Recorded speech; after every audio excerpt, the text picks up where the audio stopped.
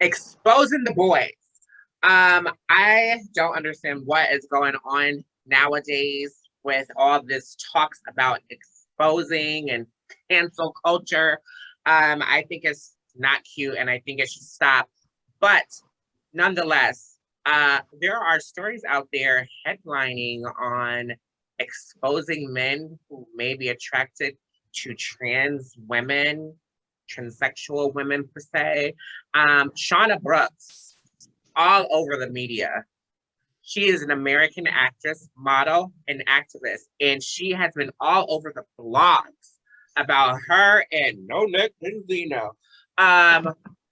What is going on here? What's the tea with this story? Misty, what's going on, honey? I know you know the tea about the story. I just can't believe that someone would record private conversations and put them for the public. She had to know that wasn't a good idea in terms of now she's concerned for her safety. But look what happened. Like some people would get embarrassed by that. So that's what we're looking at. Someone got embarrassed in public.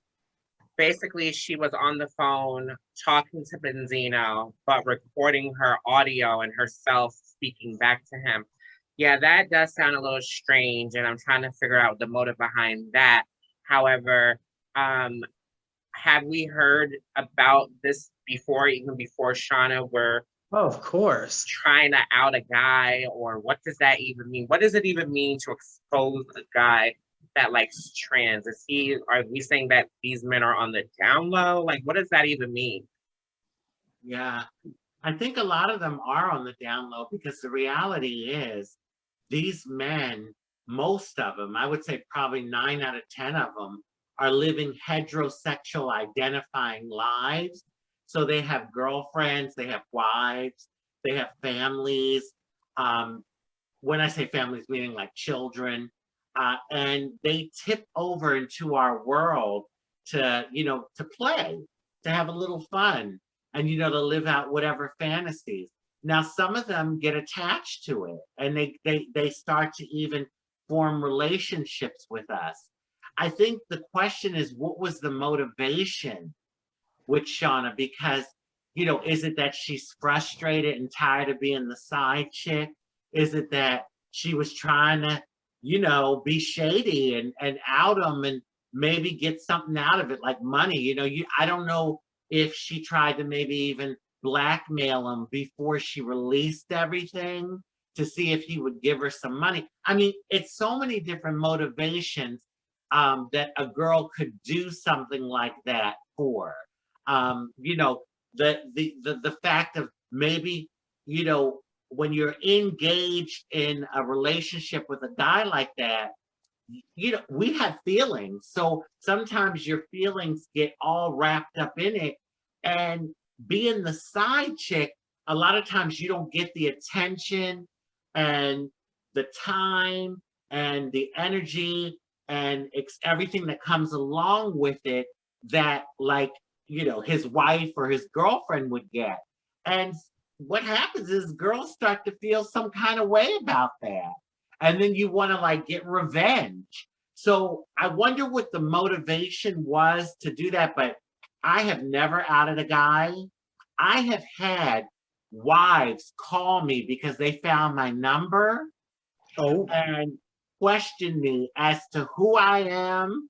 And they know that I'm fucking with their man and this and that and the other. And I always, all the few times that happened, I never outed him. I even denied the fact that I was messing with him.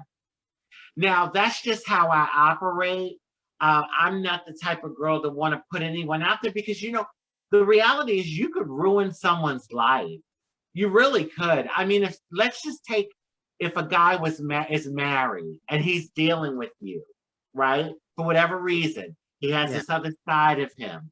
And you out him, it could ruin his marriage. It could affect his kids and the way they grow up. I mean, it's like a domino effect. Everything comes crashing down. That's what they're scared of, for all the dominoes to topple down. They feel that's the fear. Now I have a question. When you say he comes into our world, or he wants to enjoy us. Do you think there are different levels of trans women? Like, I get confused sometimes, especially with all these new expressions, gender nonconforming, and I'm still learning gender queer, gender fluid, and all these different genders. Do you think there's different types of trans women? Do some trans women get a pass, per se? I think Misty had brought it up prior where she stated Passing privilege. passing privilege. Are there Let her some, through, she's gorgeous. there are some women who are post-op and pre-op. Do you think that there is like a passing privilege, or do some trans women get a pass and they are able to, you know, date certain type of guys? What do you think about that, Rajee? Well, I mean, I'm sure there's definitely instances where that happens, depending on I guess, the girl and how transitioned she is, and if she may be passable, that may play into it. The thing is, whether you're really, really fishy, or you're not, the fact is you're still trans. And when a guy messes with you, let's say you're really passable, you're really fishy, girly, that guy is still in the back of his mind saying, shit, this is a trans woman, and I'm taking a risk, because if it still gets out, right, because we all have a past, we all started in the beginning transitioning, and so I think it's still, and from the guy's perspective, it's still taking a risk, but maybe not as much as a risk for someone if they were seeing them that wasn't as passable. Because I know some real passable girls that have actually, they go out on dates with guys, and I think in that sense, the guy feels comfortable because they're not clockable. That's another word we use, clockable. So, they'll have that aspect where they're maybe freer to have like more of a dynamic relationship instead of just being the secret, and they call at 1 a.m. and, oh, can I come over? Can I slide through? Can I come through? That kind of thing. Yeah. So I think it does play into it. I think some girls also use that to an advantage to try to weasel up the ladder and dating certain type of men. But I guess my question also is, what exactly is exposing? What are you exposing? In a way, are you also putting yourself down by saying, look at your man, he dated a trans woman? It kind of makes it look like we're bad. For the brunt of a joke. The brunt of it all. But after reviewing a lot of different interviews with Shauna, I'm kind of putting my thumb stamp on, I think Shauna was just at that fed up place where she was like, you know something, I'm tired of being a secret. But then at the same time, I kind of feel like, well, why did you record yourself having these conversations? Because there are stories of girls who extort men, try to take their Rolex watches and sell them for a coin, a come up. A lot of, the game has definitely changed. That getting money game, that coin game has definitely changed, because a lot of girls have done a lot of what they call crafting. And it's kind of like, are we like doing this stuff? What's the real motive behind all that? Especially the crafting and trying to expose the guy for what they call clout. Now, when I thought about this and Shauna's perspective, they were on the same level to a degree, in the sense of they're both in a movie that's coming out called False Advertisement. So is she really doing this for clout, or is she doing this because, I'm tired of being a secret? Because there are men who do pay to keep it a secret, who do this on the low. I kind of feel like, what do you do in that sense when a guy's telling you, I don't want nobody to know, keep it on the low, and then you go ahead and deal with him? can you really expose him because you chose that? Like, I'm trying to figure this out a little more. Well, okay, so I just want to say too that like passability, I think the thing about passability is that, yeah, maybe in the dynamics of a relationship, he'll take you out on a date, or he'll take the chance of being seen with you. But passable or not passable, that doesn't mean that guys of a certain stature won't come to date you. Because, you know, I look at us like it's a smorgasbord when it comes to sexuality. And the girl that you think a guy wouldn't be into, damn it, he's into. And maybe one week he's into this type of girl, the next week he's feeling another type of girl. I've seen that too. So I've dated some high profile guys that you would, you know, that have been in the public eye, and I guess I could have been messy with it, but I never did. And the fact is, when they want a fantasy or they want to experience, it can be a mixed bag. I don't think passability always plays into it. Where I think it does play into is the dynamic of the relationship. Like if you're more passable, maybe the guy will want to take you out, or, you know, take the chance of being seen with you. So as far as like, you know, stealing from the dates and all of that, and I believe in karma. I am a firm believer in karma. It's real. What you give It's out, very real. what you give out, you get back. And I've never stolen from a guy. I remember I was dating this one guy, and we were in his truck, and we did our thing. He had pulled his pants all the way down, and we did our thing, and he was a little tipsy. What you did? You did your thing, girl. What kind of thing?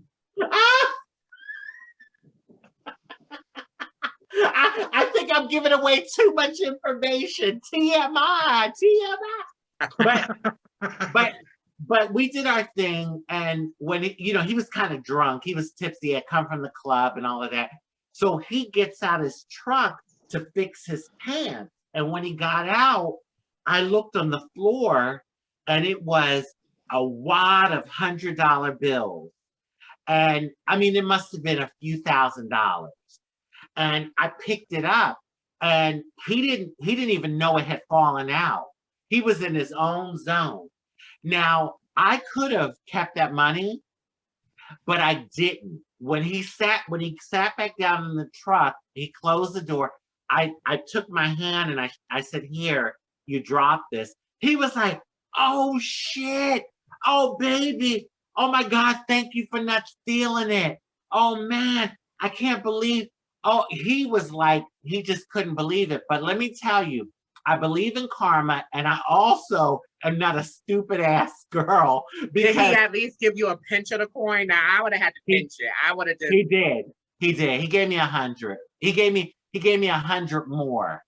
So I mean, you know, the thing is, that could have been his rent. You don't know what it was, but I do believe in karma, and I also believe that motherfucker would have put 2 and 2 together and came back looking for me next weekend, because it was down on the stroll in Miami, and he probably would have come back and been like, "Bitch, I know you took my money." Wow. Listen, I had that money in my hand, and it was tempting. It really was, because he was totally oblivious. He had no idea that it had fallen out. You have to feel right with yourself. You wouldn't have felt right keeping that. I wouldn't have. No. And then you'd probably experience a loss for doing it. Well, he gave me, you know, I thought it was nice. He said, "Baby, thank you for being honest." And I said, "Sure." Yeah. I said, and then he said, "Here's 100. You know, here's an extra 100 for you." That's and nice. I thought that was really, you know, that was nice. Mm-hmm. I actually, I was thinking, you better have given me.